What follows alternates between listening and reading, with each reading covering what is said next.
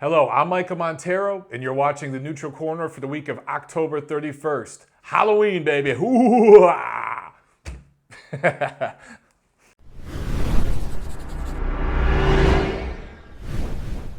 All right, so in honor of Halloween and scary images, I thought I'd go ahead and display my my new green screen set up with a scary image. Ready? Oh, shit! I think I'd rather watch The Exorcist. Turn it back, turn it back. Okay, we won't do any trick-or-treating. We're just gonna get into the ring walk. So this week's ring walk, look, I have a stockpile of questions from you guys and individual questions, and I'm gonna get to them, but I've had several of you ask about just clarification on the GGG-Lemieux pay-per-view numbers, what it means. Look, Tom Loeffler of K2 Promotions, he said that he was hoping for a goal of 200,000, basically in an interview, I'm paraphrasing, and that the HBO folks were confident that they could achieve that number. I predicted upwards of 300,000. There's some people out there that predicted even higher. But the actual number, and this has been validated, it's right around 150,000. It's supposedly just over 150,000 pay-per-view buys for Golovkin-Lemieux. So I've had a lot of you ask about confirmation on that number, but also about, hey, does that make money or is that a financial loss? So I want to real quickly break down the numbers. I got into specifics in another video released on my channel this week about Triple G and Andre Ward and some of the drama going back and forth there. But I just wanted to go over the math real quick with you guys on this, okay? Just look, 150,000 buys, that's $8 million in revenue. And the way that works in a pay-per-view scenario is you give half of those proceeds to the pay-per-view provider. So basically that leaves the promoters with $4 million. And the guaranteed purses for this card were about $4 million total. Golovkin was guaranteed $2 million, Lemieux $1.5 million, Chocolatito $250,000, and Brian Valoria $100,000. And then you take into account the undercard. All that combined was a little over $4 million. So look, the pay-per-view sales covered that. And that doesn't even take into account the gate, which did over $2 million. You got foreign TV, merchandise sales, sponsorships.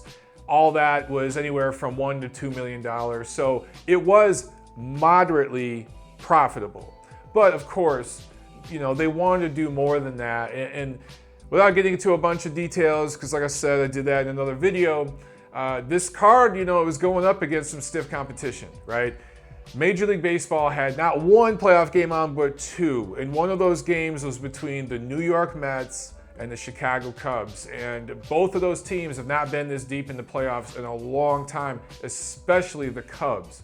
So look, casual fans in those markets, and those are two of the biggest markets in the United States, they weren't buying the pay-per-view fight. They were watching those baseball games. And then you have college football to contend with. You have other winter sports, which are now kicking off. So there was a lot of competition there that when they first put this card together, they didn't know who would be in the Major League Baseball playoffs. They didn't know, the schedule and what was going to happen with that. So considering all of those things and some other, factors, boxing-related factors related to other pay-per-view cards coming up and stuff like that, I would say that this wasn't an overwhelming success, but it wasn't a failure either. This was what I would call a successful experiment with Golovkin in the pay-per-view market. And it proves pretty much that he's a hit with diehard fans because they sold out the venue.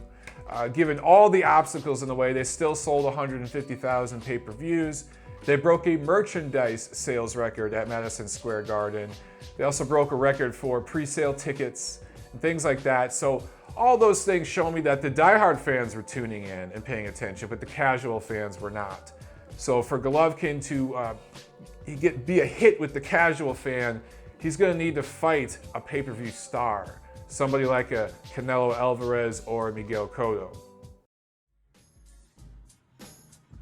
This Saturday in Omaha, Nebraska, Terence Crawford made his ring return, scoring a 10th round TKO win over Haitian-Canadian Dierry Jean in a pretty entertaining fight, which Dierry Jean showed a lot of heart. He also showed some skills. He was able to land some shots on Crawford. And Terence Crawford, they call him Bud. He again packed the house there in Omaha. He has shown that he's a real draw there. I want to say he's fought 3-4 times in a row there against pretty nondescript opponents since Yuriorkis Gamboa. And it hasn't mattered. He's done very, very well. And he's building up a nice local fan base there. Kind of what Golovkin's done out here in Los Angeles and in New York to an extent. Crawford's doing that in Omaha. And that's really, really nice to see a fighter literally in middle America. It's right in the middle of America. An American fighter leaving money on the table to not fight at a casino and fighting in front of his hometown fans. And, you know, he showed a real mean streak with Dierry Jean, who had been talking a lot of trash that week leading up to the fight. And Crawford, it looked like he enjoyed punishing him. But one thing I noticed is he came out in the first round and was actually tagged by a few right hands by Jean, and he quickly made an adjustment and went southpaw. It's very reminiscent of his fight with Yuriorkis Gamboa. And HBO's Max Kellerman made an astute observation that Crawford wasn't just doing that to try to confuse Jean. He was doing that so he could see the right hand coming. It's a greater distance for that right hand to travel when you're throwing it at a southpaw. It's a straighter shot, right? But it's a longer shot. And Crawford started to see those right hands come.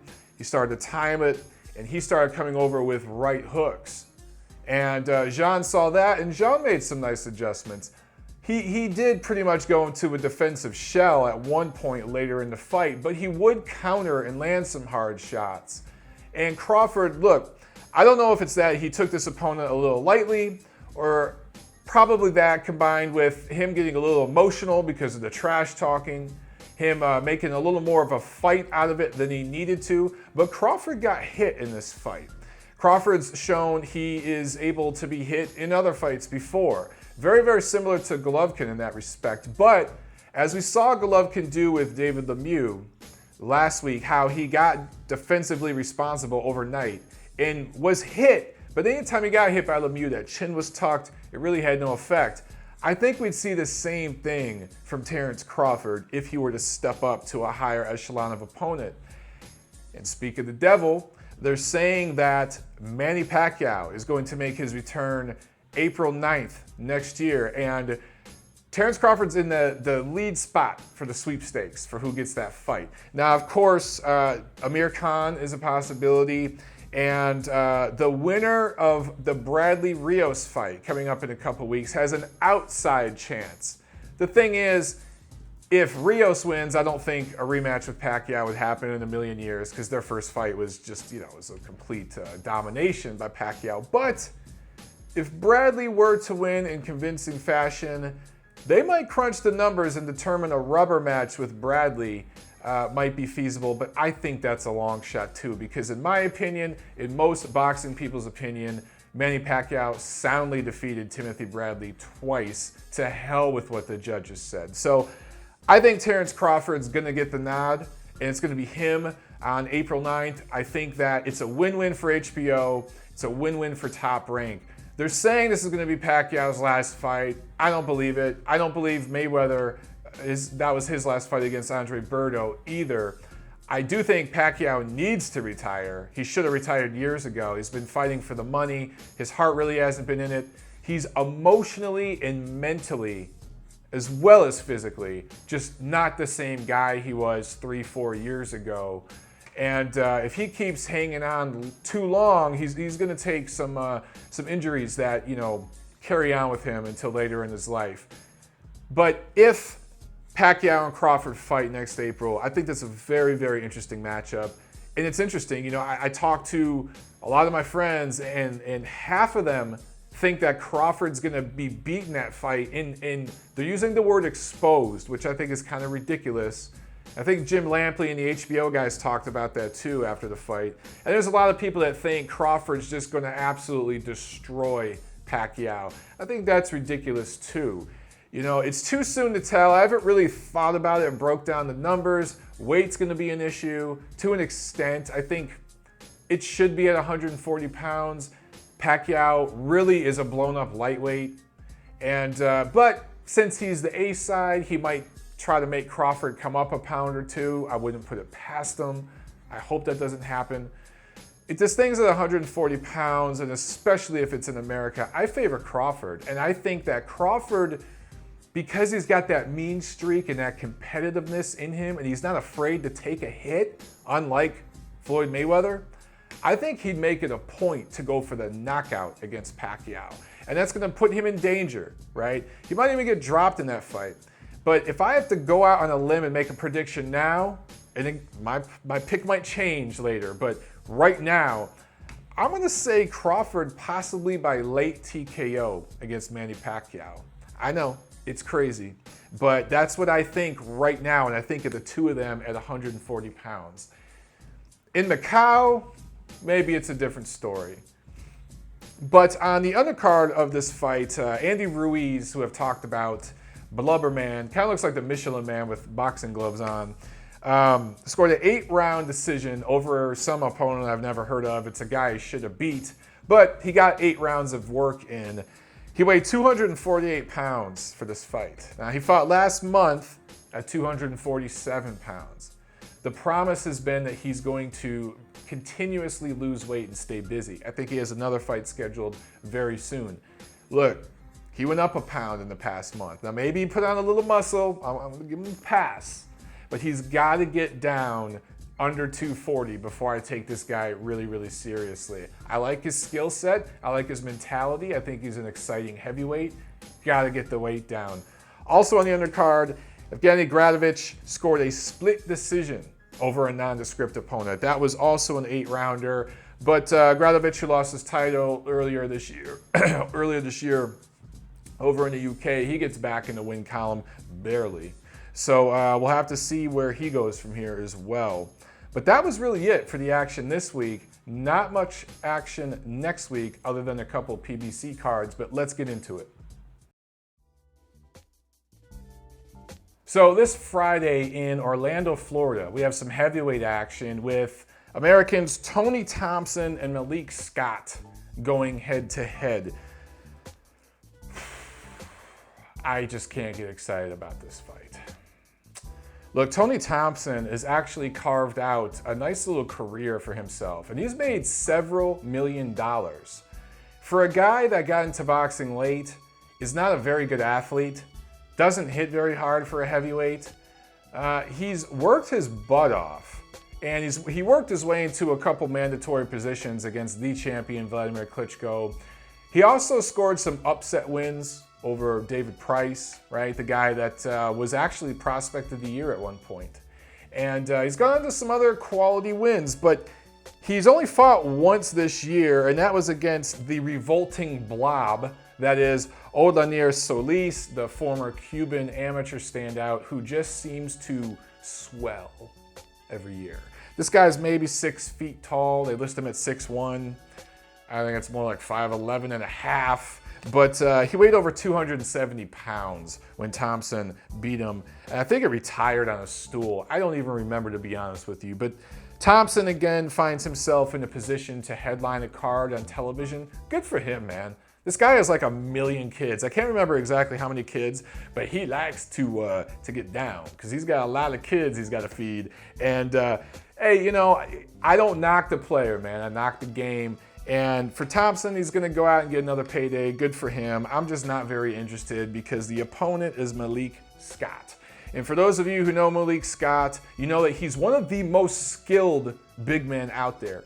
He really is. He's a talented, skilled guy who can box in his sleep. He really, really can. The problem is he's a sparring partner. He's sparred with everybody. Everybody, even the last generation of heavyweights and this current generation. It seems like he's been around forever, but whenever he's stepped up in competition, in an actual fight, not just sparring, he just hasn't gotten it done. He's one of these guys that sparred way too many rounds, and he just has that sparring partner mentality. He does just enough to stay in there with you and lose a round. And that's what he's going to do against Tony Thompson. This fight's going to be very, very ugly, very, very boring. Now, maybe I'll be proven wrong, but look, Malik Scott hasn't fought yet this year. Maybe he'll want to come out and make a point. I don't know. Maybe he'll show some sudden fearlessness that we haven't seen from him in some of his other bigger fights. I just don't expect that, man. If Thompson was a big, big power puncher, I would say this could be an exciting fight, but he's not. So sadly, this fight could actually go the distance. And it's just one of those things, just not that excited about. Good for these guys. They're getting a payday. They've earned it. Malik Scott works really hard, spars a lot of rounds with the champion Vladimir Klitschko and others, and knows his way around a boxing ring. I just don't particularly care about these two guys' styles. This Saturday in Houston, it's another PBC card as Jermell Charlo takes on Joaquim-Alcine, and Tony Harrison from Detroit, my hometown, is taking on Cecile McCullough. Jermell Charlo, some say he's the lesser of the two Charlo brothers. I've heard a few people say he's the more of the two. I don't know. I just know that the other Charlo brother, he has a title now. I consider it pretty paper thin, That's probably thicker than what that title's worth. But for Jermell, he's not there for a title opportunity yet. This is his second fight of the year. He's coming off a March victory over Vans Martirosyan, who was a good amateur fighter, but just hasn't lived up to expectations as a pro. Going up against Alcine, who has only had one fight this year as well, and that was a draw with Delvin Rodriguez. So you see the level these two guys are at. Obviously, Charlo should win. He should win big. He should score a knockout here. If he wants to make an impression, he needs to score a knockout over Alcine. That's how you make an impression. Look, Delvin Rodriguez, he just drew with Alcine earlier this year. We know some of the guys Rodriguez has fought in recent years, the guys who have dominated him and the guys that he's fought competitively with. If Charlo is the goods, if he's going to be a top guy at that division, I believe it's 154, he needs to stop Alcine. We'll see. Also, the co-feature, Tony Harrison, again, from my hometown. He's making his ring return. Lost badly in July by knockout to Willie Nelson. And, this was a guy who was undefeated at the time. Another one of these Heyman prospects. One of the things I've been very critical about Al Heyman is his lack of ability to properly develop prospects. You just put them out there and you showcase fights, and they get in there with the wrong guy, and you look, Willie Nelson can crack, and Tony Harrison got caught. He's going up against the guy, Cecil McCullough. I've never heard of him. He's coming off 2 straight losses, so obviously this is a gimme fight. We'll see if Harrison's made any adjustments, if he's learned to keep his hands up. Obviously, if you're the Cecil McCullough guy, you're going for broke early. From the opening bell, you're coming out guns blazing, trying to check that chin. More so check the mentality, the emotional state of Tony Harrison, because coming off a knockout loss like that, a lot of times it's not necessarily a physical problem, it's an emotional problem. So we'll see if Harrison's made any adjustments and worked on anything. But that's pretty much it for this week in boxing action. There's a couple other small cards around the world, but those are the notable fights here in the States. And then, of course, next week, we have the Timothy Bradley-Brandon Rios fight, which I mentioned earlier. So we'll talk about that next week's episode. Thanks for watching. And look, if you haven't got your issue of Boxing Monthly yet, go out and get it. If you're not in a place where Boxing Monthly sold, if you don't live in the UK and you can't go out to your store and grab one, go online, guys, boxingmonthly.com. You got iTunes? Look for Boxing Monthly. Download the app. Get it. Boxing Monthly.